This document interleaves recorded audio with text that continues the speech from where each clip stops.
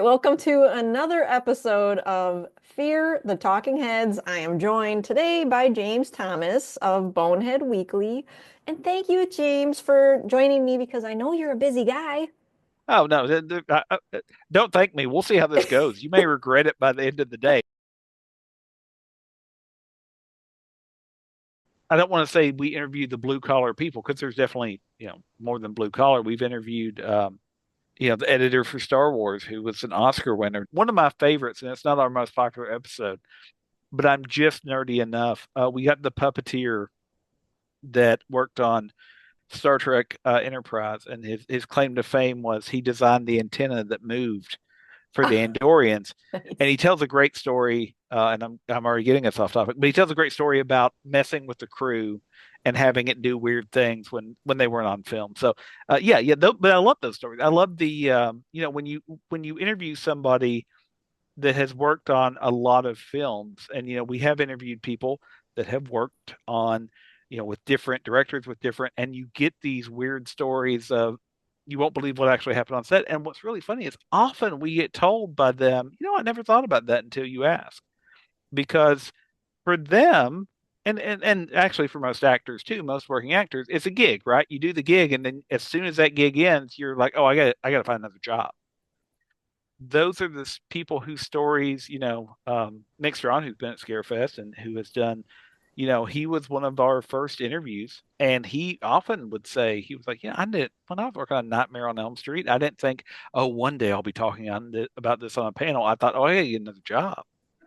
I got to work, I got rent next month. I can't celebrate this. I've got to get to the next lot, the next studio, the next project, whatever. That's a So I, very I think real concept about those gigs. It's just like the whole 8, 9 months or even less that they're working on a project, they're already thinking ahead to what their next project is going to be. yeah. So, but And yeah, I enjoy, I'm a huge fan of the show. I love watching some of those interviews, but also the bantering. The bantering is a lot of fun. So you guys are well, it all just, it all comes from a place of sincerity because even that's actually before we ever did the show, we did exactly what we do on the show where we would cut each other down and mock each other and all that it's just stuff. like And siblings, watching yeah, siblings for an hour on YouTube. yeah, yeah. I mean, it really is. And honestly, it's one of the we are, I guess, for lack of a better term, a band of brothers. Like there are very few people that I would trust as much as I do the other boneheads. There are also very few people that I would give as much hell as I do the other boneheads. So there is a study of college males that was done in the 1970s. Moffat was the name of the author, but the book is called Coming of Age in New Jersey, and he was a sociologist, I believe, but he was supposed to get a grant to go study some remote tribe, and it fell through at the last minute. And so what he decided to do was embed himself.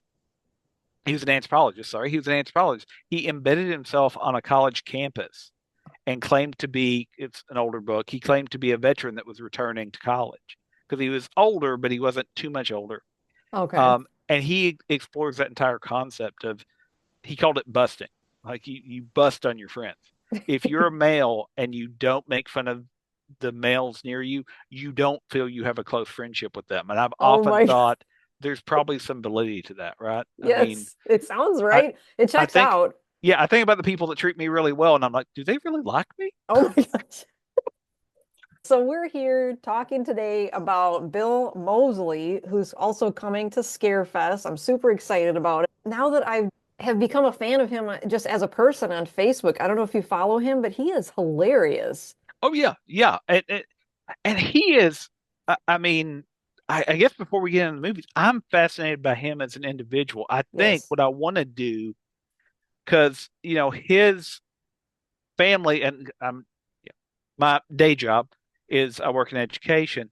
His family is so connected to Yale, and I was learning that like, I've learned that he worked as a journalist for a while. I believe his mother was a journalist, but he worked as a journalist, and he published in the National Lampoon, which obviously comedy magazine, but he also published in Psychology Today.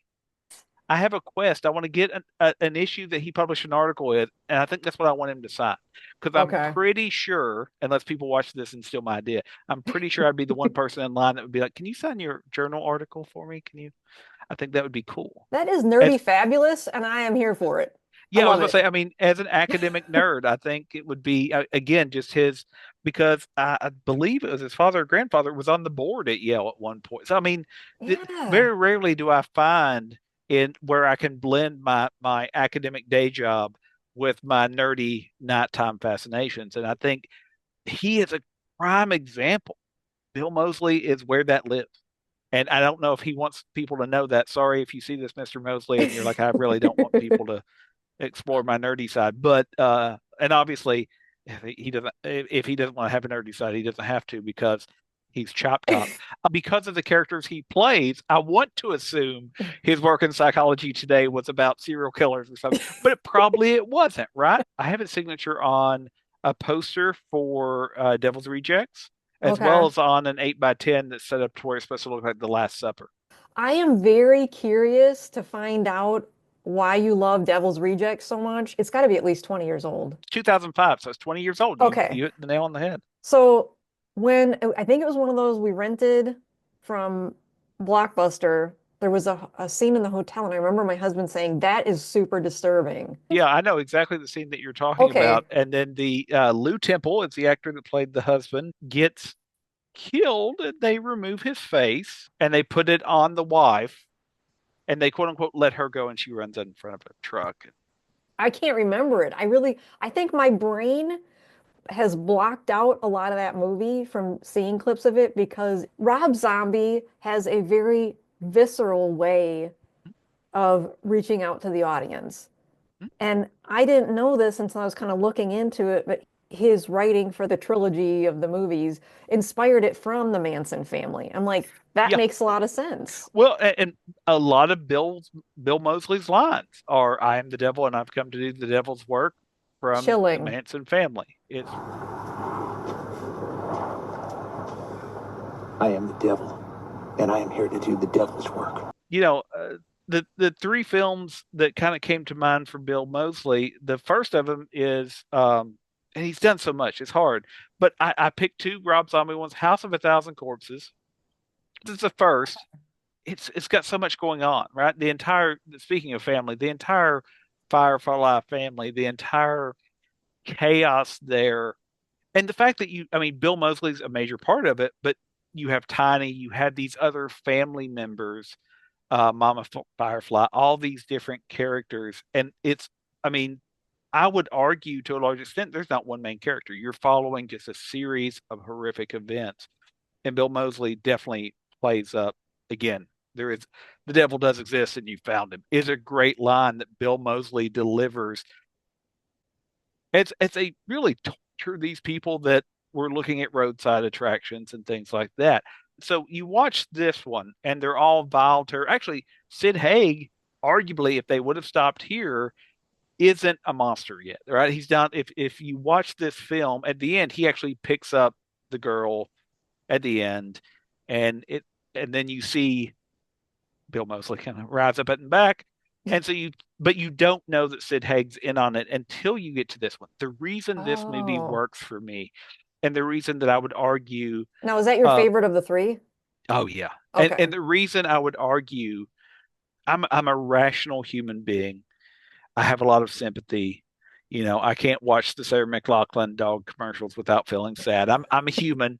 I'm not a monster. But I think what works so well, a matter of fact, by the way, I'm sure it's impossible to see, but the scene you were talking about, that's the clip on the back of her Oh my running with gosh. her husband's face on. Anyway, the reason this may be my favorite is so it starts after the end of this event, you know, and some of the family have been killed during the raid and all that stuff, and they're the three that get away. And the brother of the sheriff that gets killed in the first one is a sheriff in another town, and he's going to get him. He's going to kill him.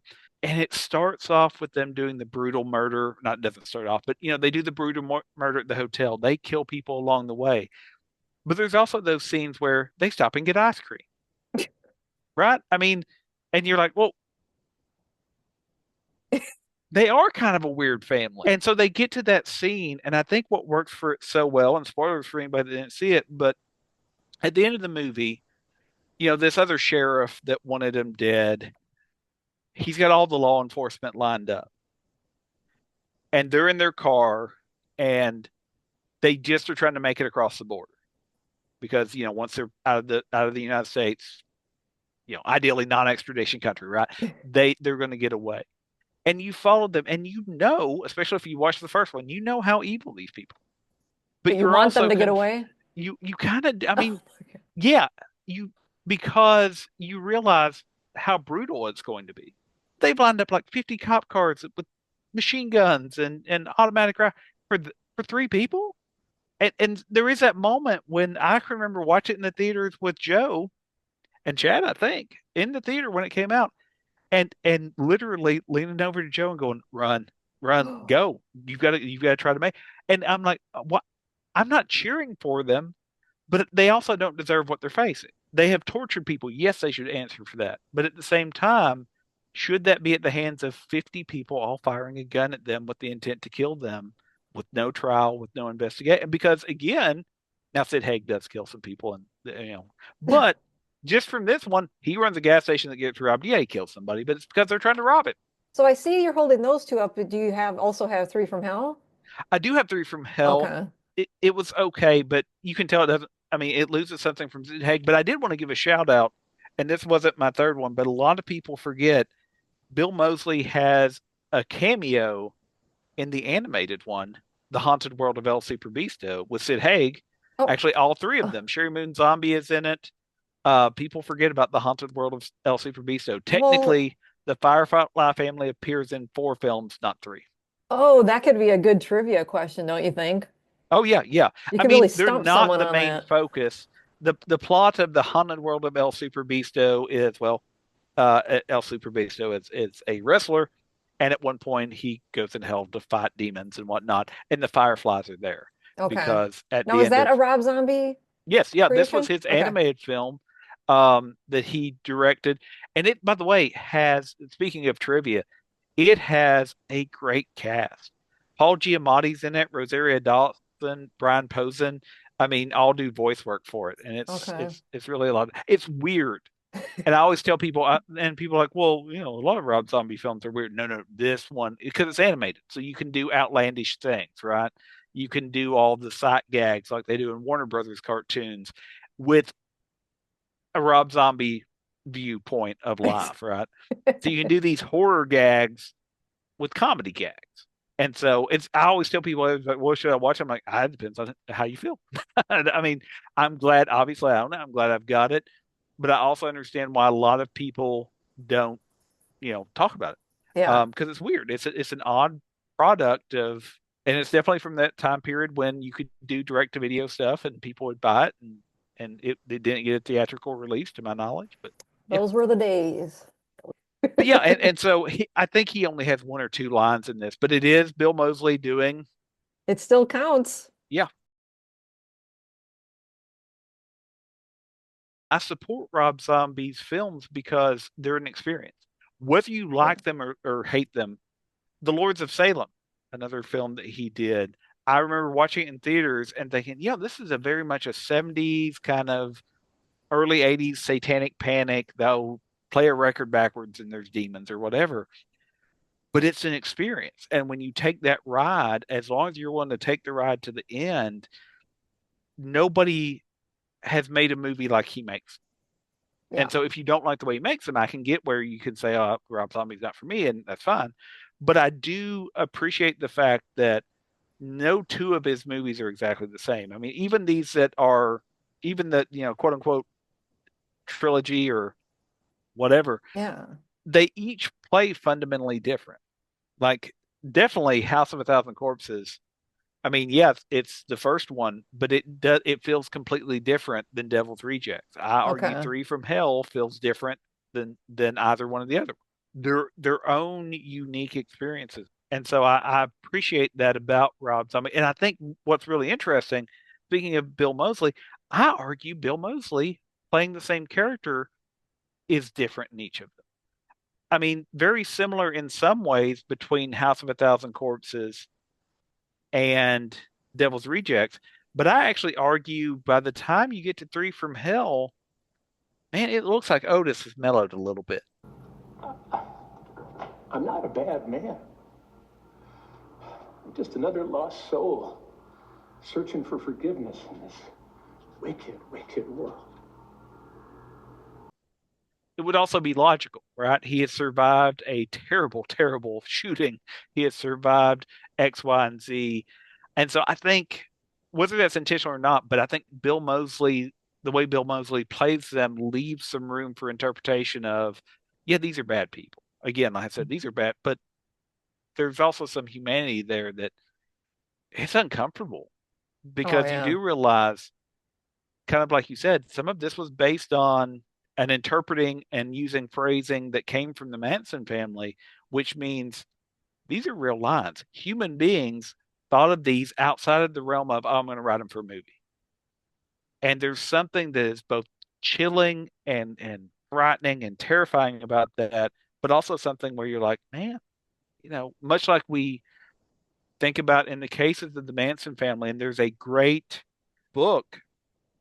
Oh, Whoever Fights Monsters, and it's by Robert K. Ressler, who was the first kind of profiler for the FBI. He kind of originated a lot of what we consider modern day profilers and all that stuff. And he wrote it when he retired in the early 90s. But he talks about that in the book, he was one of the first people to interview Manson for a psychological profiling. Okay. He was one of the first people to interview Ed Gein. And what's fascinating about it and ties into this, and again, knowing that Bill Moseley wrote for Psychology Today, I almost would love to say, have you read his work? And what do you think about it? And does that, You because it have is to now. Yeah, you have to. it is really fascinating because I think Bill Moseley infuses some of it like, no, I wouldn't want to be in a room with Otis. He's creepy as the day is long. Oh my gosh. But you do The watch psychology and behind it is yeah, fascinating. yeah, you do step back and say, but what got him there? And what could, because that was one of the things Ressler, worked for the FBI, did all these things. And in the book, he talks about, of course, you want to stop these people. And some of them, will tell you, I will kill again if I get out. But he says in the book, I don't support the death penalty because we need to study these people. And if we kill them, we can't study them, which means we can't prevent it from happening again. What's fascinating about watching somebody like Bill Moseley, because to my knowledge, Bill Moseley is not a murderer.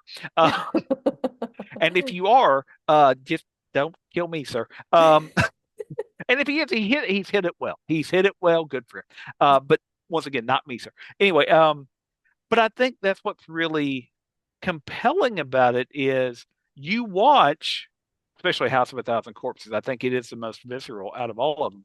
I don't know, and I'm not an actor, but I can't imagine showing up to set and being told, okay, on this day, what we're filming today is you're going to kill three cheerleaders and cut off their faces, and then we're going to do this, or whatever the Yeah. scene is.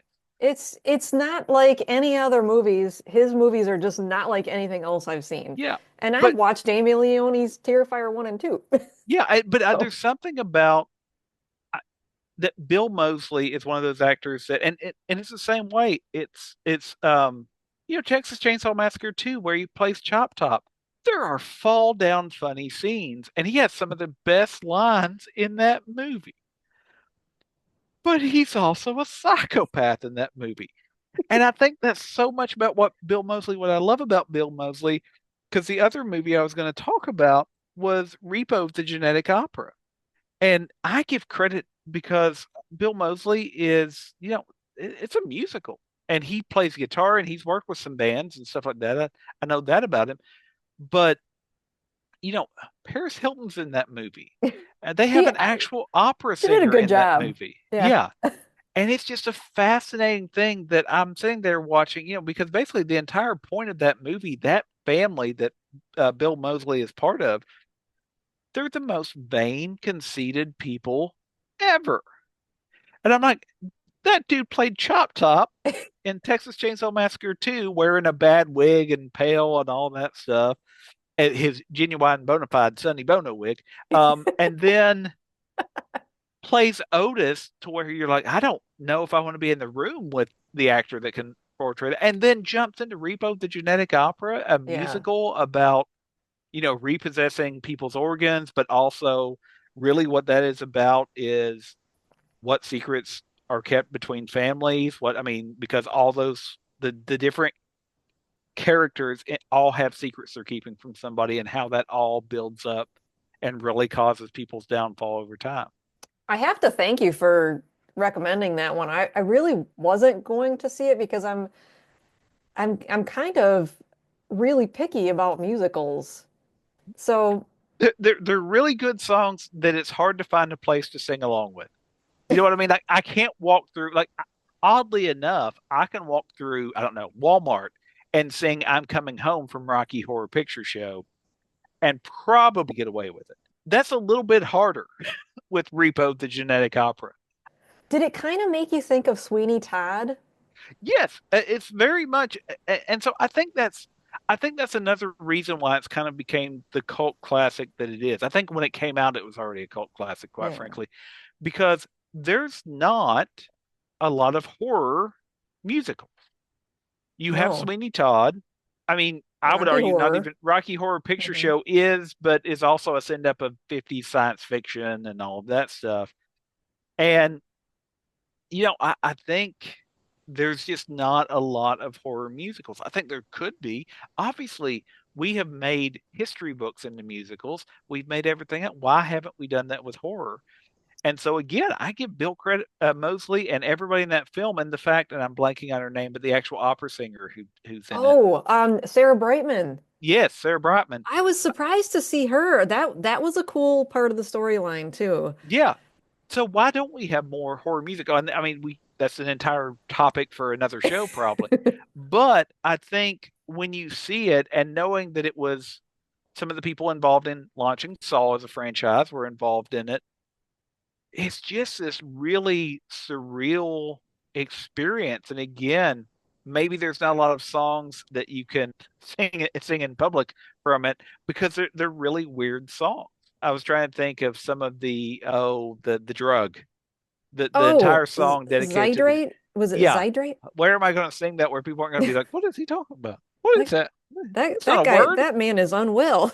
Um, but you see it in the movie, and boy, it's catchy, There, and the visuals are so good. I would consider myself to be kind of a highly sensitive person with noises, bright lights, things like that. And I got to about the last 10 minutes of the movie and I actually had to mute it and just read the lyrics because it was almost assaulting me at that point. No, An assault on the senses. Does that make sense? yes, and I think that's intentional. I agree Okay. because by the time like it amps up, like some of Yeah. those songs start off really soft, Right. but you're absolutely right. By the end, you're like it's to me. I don't know if it's intentional or not, but to me, it's showing how this world is literally overwhelming. Right. By the time you get to the end, you kind of follow quote unquote daughter, the girl, from being sheltered from the world and not having like when she's alone in her room, even her songs she sings softly. Like she belts out a few lyrics here and there, but they Yeah. always start off very soft and build and build. Once you're out in that world, and by the end of it, when everything's starting to, it becomes overwhelming. It becomes so. I agree. I think by the end of it, you're like, I need a moment. I need some silence. There's so much to that movie, and again, I think Bill Moseley absolutely nails that. Everybody in that movie does a good job. I mean, again, Paris Hilton, and I'm not. No offense to anybody that's a huge Paris Hilton fan. I'm not, but I mean, she is perfectly cast for that role. The way she plays that character, and those three siblings, Bill Moseley being one of them, is it's fascinating. It is just a great, what happens when all the money in the world can buy you more time, more life, more whatever. Well, then, do you start working on yourself in other ways? and Yeah. and what that means. So, yeah, I couldn't talk about Bill Moseley because like I said, I think throughout the Rob Zombie films, there's little changes that he makes intentionally or unintentionally. I don't know, in even how he plays Otis. But I think there's also that in Repo the Genetic Opera. I mean, again, that's a movie that you could argue the main story is really between the father and the daughter, but all those characters are necessary to show you how weird this world is.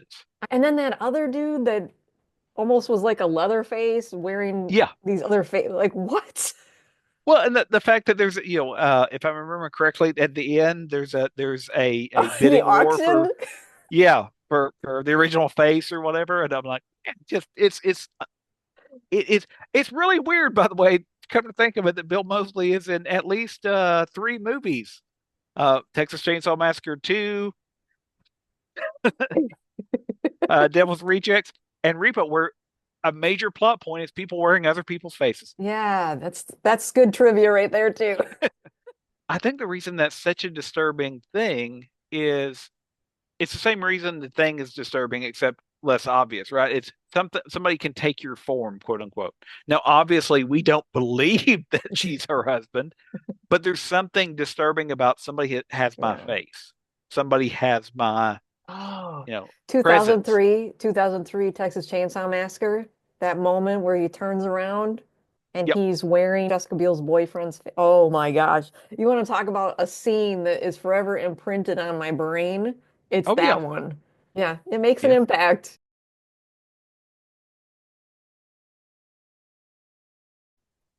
Now, the other one that I wanted to mention was Boar. Importantly, and I think importantly for Boar, if I'm not mistaken, Boar was an Australian film. Yes. And so they have, for lack of a better term, international horror films that we don't hear a lot about in the US that, they might get picked up by Sci-Fi Channel and shown, but they don't necessarily get the attention that a major Hollywood release would normally get. It has Nathan Jones in it, the huge 7 foot guy that was a wrestler just for a short bit in the early 2000s. And I really like his character in it. He plays in another movie that I'll mention with Bill Moseley where he's not a good guy. It's just like polar opposite. But Boar is about this humongous boar that's basically dining on anyone that's in its vicinity. And you would think that this would be so cheesy just by me mentioning that. It is not cheesy. The acting is really well done. In fact, the guy that's the murderer, the serial killer in Wolf Creek, is in Boar as a good guy, though. He's the father of this woman that owns the tavern in town. And he basically goes out into the outback area with his friend, and they just brought some beers with them and decided they were just gonna shoot the breeze while they're hanging out in the wide open.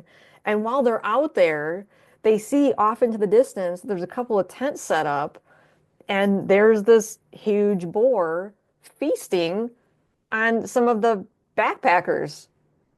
And I don't know why he thought to do this, but he's like telling his friend, I gotta go help them. Dude, they're dead. Yeah. Like, like they are dinner at this point. But Unless you got he, a time machine, you ain't doing much. so here's the dad of the tavern owner. He's going down there and he's going to try to help these people. And his friend is, standing back. And I don't remember if he was going to try to go for help or something. And he's got the shotgun. But that starts where you see there's someone missing from that group. So he kind of goes and tries to find this other couple that are in the woods. And it's one of those movies where I think I watched this all three times with my grandmother since she loves horror as well. And she laughs at me because I'm like, oh, just get really animated because it is so shocking. What's fascinating about quote unquote creature features anyway, right, is that like some of the most ludicrous ones, some of the ones that were made to be ludicrous. Night of the Lepus is one of my favorites about giant rabbits attacking. Um, I but haven't heard of even that. uh, oh, uh, I'm a big Star Trek nerd, as many people know, and DeForest Kelley, after Star Trek got canceled, it was one of his acting gigs. I think he might play the sheriff, but they giant rabbits. Really not a great explanation for how they come to be, but they try to give one. But giant rabbits, and you can imagine, and it sounds ludicrous, but if you stop to think about it, if these creatures come to exist, we don't have a way to deal with them. With a wild boar, I mean, even a quote unquote domestic pig will eat anything, right? I mean, they'll eat Oh meat, yeah. they'll eat. And so it makes sense that if you had an oversized creature of that nature, especially one that's feral in the middle of the woods and could, if it caught you unaware, that's terrifying. There's a helplessness to it because it knows its way around. You don't know your way around out Mhm. there. Well, and there's also, I think another reason creature features like that work is as much as, yes, that boar is bad, it's eating people, but that's also, those people came into its habitat, right? I mean, Kind that, of like it, sharks when you're yeah, swimming in it's, the ocean. yeah, I mean, outside of Saturday Night Live, there's no land shark. And if there are, we wouldn't go into their territory because that's terrifying. Yeah. And so I think there's something, and I'm not overly an environmentalist, but I do think a lot of these creature features work so well because, as you said, they're camping, which means they went into a place and they threw up a tent, and for all we know, that was where the boar slept at night, right? We don't know because we as Yeah. humans don't think about, like, I don't know what to look for how a boar beds down. I know some people do that study animals, but I don't. Right. I grew up on a farm, so I can tell you where, a calf lies down or where you can tell how a cow lays down. But I don't know for a boar. So if I was setting up a campsite, I wouldn't know to look. And so I think Right. there's something really interesting about there is that small part of some people that watch these films that cheer for, the animal and not with that like the classic example that comes to mind is Betty White in Lake Placid. She's She's on the feeding that side. thing. Yeah, she's on the side. She gives it a whole cow, right? She's on the side because, in all fairness, that's its habitat. They're the ones that come to its habitat to try to kill it. If you made a movie about somebody chilling in their house and other people showed up to kill them, you'd be like, well, those people that showed up are the bad guys. Not to get philosophical, but the boar didn't ask to be the boar. Right. The boar is the boar because the boar was born to be a boar. I just And remember saying to my grandma though, it's like, he's eaten like four people already. How the hell is he still hungry? She's well, like, do you see the size of that yeah, thing? maybe he's got a tapeworm. We don't know. See, we don't know the condition of the boar. The boar may have to eat more because he's not getting proper nutrition. We don't know. I mean, again, it's the same reason why I have a little sympathy for the Devil's Rejects. Man, they had ice cream earlier. We don't know. Maybe they just need somebody to talk to. Maybe Oh they just my haven't found the goodness. right person. And so I do think that's what's fascinating about these creature features is that maybe the boar would have quit at the campers if that guy went down and bugged the boar more. Did you know that he already had the character for Chop Top before he even knew Chop Top existed? No, no. Okay. If I knew that, I didn't know it. I watched an entire, I think, 45 minutes of Bill Moseley talking about this, and he brought it up again on the Charles Band, I think the 2022 episode that he had on his podcast, where he's saying that he did this skit with friends called Texas Chainsaw Manicure. The whole skit was where this woman goes into, to get her, she gets her hair done, she gets her nails done, but when she goes to get her nails done, out pops Leatherface and she's and you think she's getting her hands chopped, but then at the end it shows her hands and she's like, oh, oh, like he did a good job on giving her this Texas Chainsaw manicure. And then she goes out to the truck to tell her husband, who's Bill Moseley, and he says something like, "Nice nails, babe. Oh, honey, you wanna?" And he's holding a piece of head cheese, and he's like, "You wanna celebrate?" Best manicure ever. Now it's time for the game. Hey, that's great, honey. We should celebrate with some head cheese. He was just fooling around. He actually tried to sell this to like SNL. SNL was like, I don't think so, not for us. But someone had passed it along to Toby Hooper, and Toby Hooper wanted him to get in touch. So he got in touch, and he's like, "Man, I love that. If I do a sequel, I'm going to reach out to you so that you can be in the sequel because that's how much I loved it." And so that is how he got the role of Chop Top. Well, what's funny about it is I appreciate that because that makes much more sense because he does own that character, and that's one of the stories. And I think he told it at a Scarefest panel, and I cannot remember which one. It may have been the first Scarefest that he did because I don't think Joe was moderating yet. So that would have been several years ago. But one of the stories he told was it may have been his daughter or a niece or anything, but somebody in his family did the common kid thing of saying there's a monster in my closet. His response, he went into that character which of course the child didn't know that character, right? Because who's going to show their child? That just But makes it said, more funny. yeah, but said you don't have to worry about it. Like the response he told his, I believe it was daughter, was you don't have to worry about it because your daddy's Chop Top. Oh my gosh, And that's whoever comes awesome. out of that closet ain't going to be happy when Chop Top shows up, right? And it's hilarious. But it's again, the kid doesn't get it, but he's telling the story at a convention, and we're rolling because he immediately goes like he immediately went to the Chop Top boys went, your daddy's Chop Top, right? I mean, it's it is just one of the coolest stories. And he said, and I think he even said at the time, you've got to own it. Bill Moseley is like Nicolas Cage. You don't have to enjoy every movie they do, but when you see them doing that role, big budget, little budget, they're doing their best to nail that character and give you something that you want to have otherwise. Like I said, doing Chop Top has some hilarious lines. Again, I love that he done shot my genuine authentic Sonny Bono wig, right? I mean, that's a hilarious line. I don't care what you put that in. You can put that in a drama, you can put it in a comedy, you can put it in a horror film. That's a funny line to have somebody scream, "You done shot my genuine, authentic Sonny Bono wig," right? And I love that, and that's why I think these actors like Bill Moseley that can play terrifying, that can play a father, that can play a comedic horror role, but then also play somebody like Otis, where you're like, man, I like you see, especially House of a Thousand Corpses, that entire movie feels, I don't know if skeevy is a word, but it feels that, right? There's something about it, like the movie itself feels unclean, unhinged, unlike, and it works for that movie. Devil's Rejects doesn't it wouldn't work for Devil's Rejects, but the fact that that movie itself throughout it feels disjointed and uncomfortable, Oh and yeah. it just works for that movie. And so again, I think the fact that Bill Moseley, and again, that's why I did do the Nick Cage comparison, is I, man, he's done so many different roles, and many of them are horror, and he's kind of been, I don't want to say typecast in that area, but again, A little every bit one of them though. are different enough to where you're not like, oh, well, where's this going to go?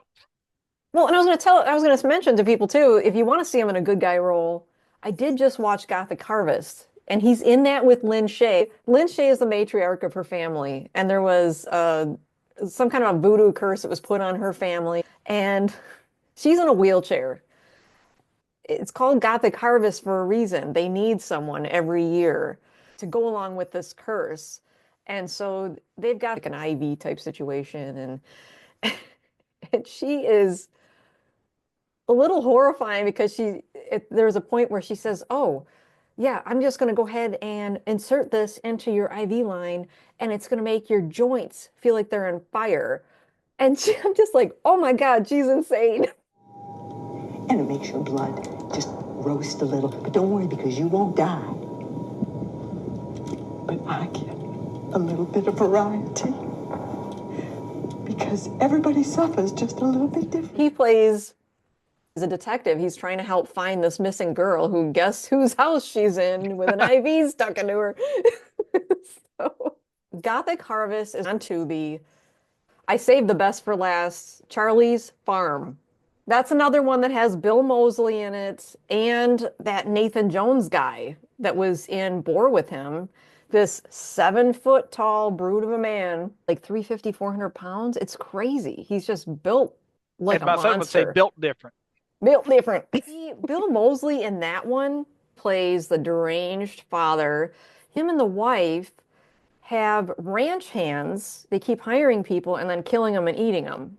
Unfortunately, Charlie is the young kid and he's mentally challenged. The movie starts off with showing what Charlie is doing as an adult. And then once you see that, it kind of flashes over to these two guys that are going to try to take their girlfriends out to Charlie's farm because they just hear that it's this great place for if you want to go like a haunted type of area because the people that died there. Yeah, because that sounds like a great idea ever. And the girls don't know. The guys are like hush hush about it, like, we'll just bring them, we're going to tell them that we're going camping. So these yahoos bring their girls out there, but while they're sitting around a fire, the one dude is basically talking about, oh, this is the story of Charlie's family. And we don't know if he's still alive or if he's dead and blah, blah, blah.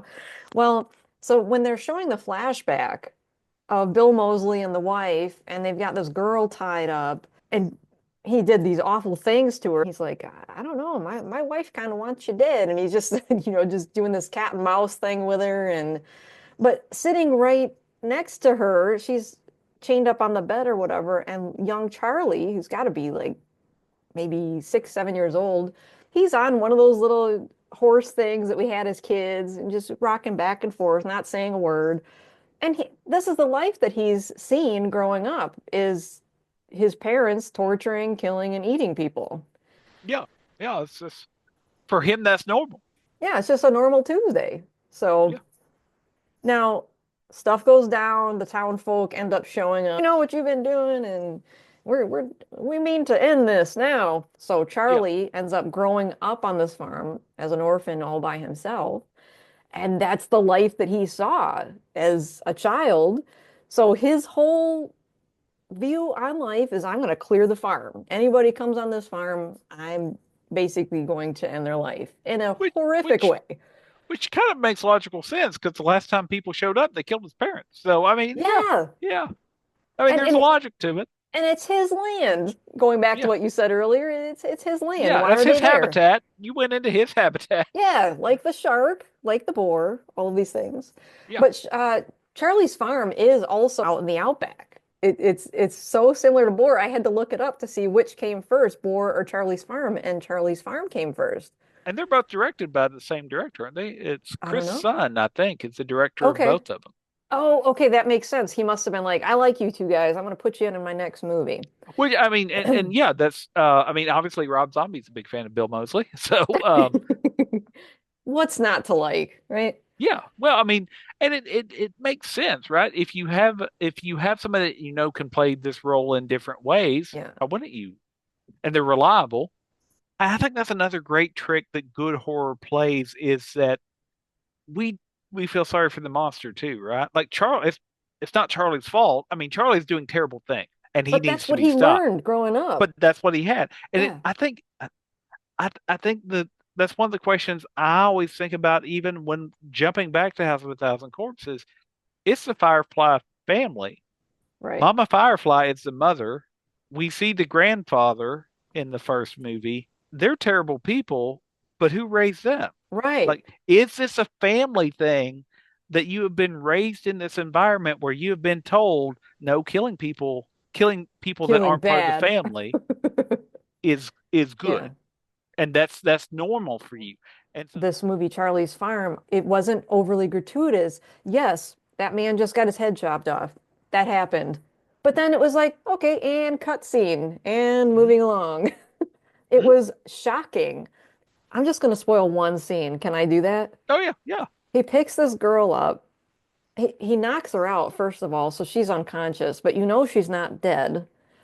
And he lays her down. I think this is in the barn, lays her down in front of a tractor. And this is where the dog was sitting next to me. And I was like, no, please tell me he's not going to do this. And her head is right there. He doesn't start it, but he takes all of his strength and he pushes it forward just a little bit.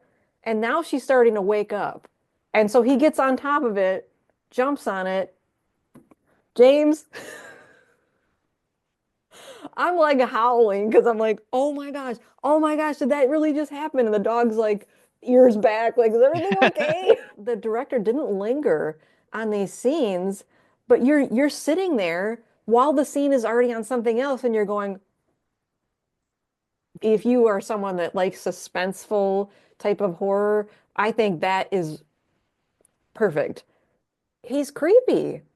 And he runs after people. He's not going to walk to get you. If he wants you to clear his farm, yeah, he's going to chase you and he will get you.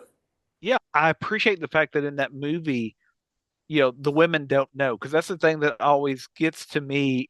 If you're telling me, oh, we're going to this haunted place, and everybody knows, there should always be one person that goes, you know what, I'm not going.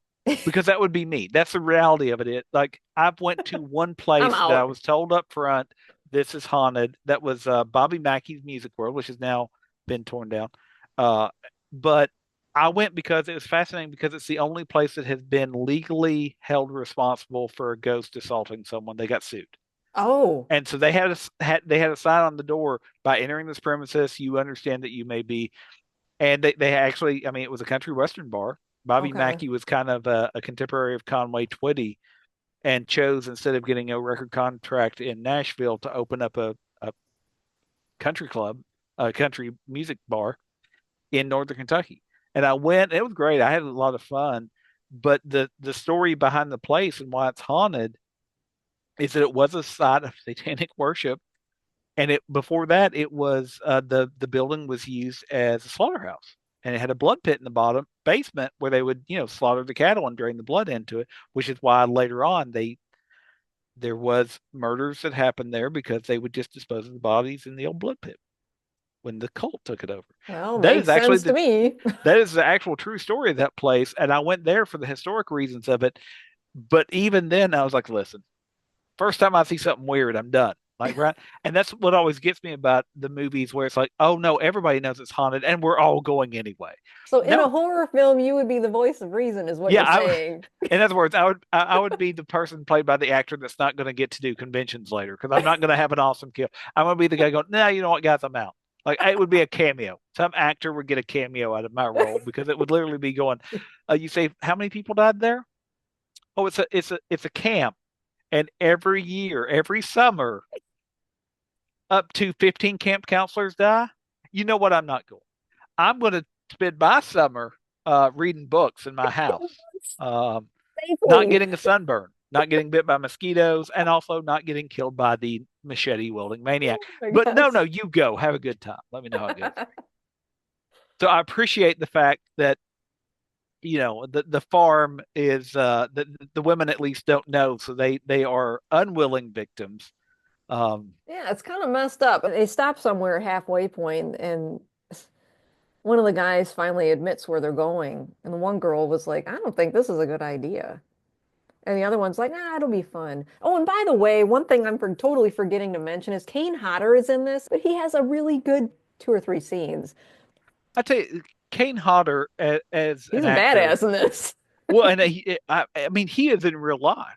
But I think, honestly, if there is an award, and maybe Scarefest needs to create this award, there needs to be an award given for monsters with hearts of gold. And I think, in all honesty, Kane Hodder as a human being, the documentary they did about him and all the stuff that he's done for people in burn units, and because, he survived a burn, that documentary is one of the most just somebody that has made a career largely out of playing monsters, but has also meant so much to so many different people.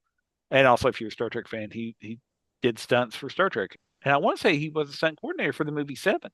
So he worked with Okay. Brad Pitt and did all of that stuff. One of my favorite quotes, and I think it's from him or he was quoting somebody else, is, if you want to be a stunt man, the joy of it is that if you're willing to throw yourself down a flight of stairs, eventually somebody will pay you to do it. Uh, and I was like, Hashtag probably, truth. yeah, probably some validity to that there.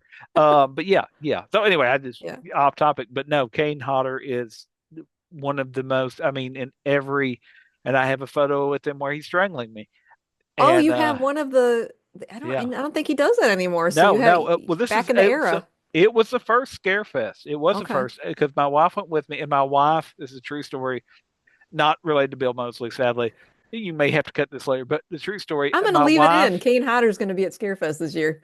my wife was wearing a shirt. So it was the first Scarefest, the very first Scarefest. Joe, another friend of ours, and I went, and Chad, and so there were four of us that went. My wife watches horror films, but she doesn't do the movie nerddom the way I do. She does, like, oh, well, like, she likes Children of the Corn, and I'm like, oh, Peter Horton, and she goes, is that the guy? I'm like, yes. Anyway, but she had a shirt. We hadn't been married too long, and she had a shirt that says, "I love my nerd." And Oh, this is a true story. We were standing, like, we weren't next to each other, and my wife was standing in line because she does love, like, near Halloween, she wants to watch some horror movies, so she knew who Kane Hodder was. But I wasn't next to her. Kane Hodder looked up, saw her in line, and went, "Where's your nerd?" And literally, I was probably 10 feet away. And I literally No. turned my head like this, and he literally went, and there he is. Picked me out of the crowd. Picked me out of the crowd. And my wife lost it. So And actually there the he is. photo of him strangling me or him choking me is I'm being choked and my wife is standing there laughing. Really? Yeah. And that's the photo we have with him. Oh, that's classic. Yeah, it's great because I could, and I'm laughing while I'm getting strangled. Like his Kane is not a delicate flower. When he flexes his I muscle, heard it's intense. I mean, he wasn't, I could breathe. It wasn't, Yeah. I don't want to oversell it, but it was one of those things where if he would have opted to want to hurt me, he could have, right? Right. It's that realization going, oh, he's posing for a photo, and I'm not. I never was scared. I never thought, oh, Kane's Yeah. going to kill me. And I'll be honest, the other person, Diamond Dallas Page, the wrestler, when I got my photo with him, I think it was the next year. He was near Kane, and when you got your photo with him, when he was a wrestler, he did the Diamond Breaker, something like that. It was Diamond something. Okay. But it basically was he put his arm around your head, and then in the wrestling thing, he would just dead fall and jerk your head Okay. down. That's the pose he would put you in. Of course, he didn't actually drop you. Okay. But I was like, oh, good. One year I'm getting strangled. The next I'm going to get my neck broke. This is a good. What? I How was can ex you not love Scarefest? I was How can you expecting not something enjoy? scandalous. How can you not enjoy, strangling, getting your neck broke, all that fun stuff that the poses. So, but again, I say all of that to say we've talked about the movies. The joy of talking and meeting and listening to Bill Moseley on a panel is it comes across as he really loves what he does, and he really loves the fans. Like Yeah. I think he enjoys talking, doing these panels and stuff, and telling these stories. At least I hope he does, because he seems to really be sincere when he does. There's probably a need to do some conversations about horror actors in non-horror roles. Um, Yeah. that could be. So yeah, let me know whenever you want me back on. I will Really? lovingly do it. Yes, yes. Oh, yay. Thank you. But yeah, anytime I can help, let me know. I'll be glad to come back on. It's been Awesome. fun. All right. Well, you have yourself a good night. And everyone, thank you for watching.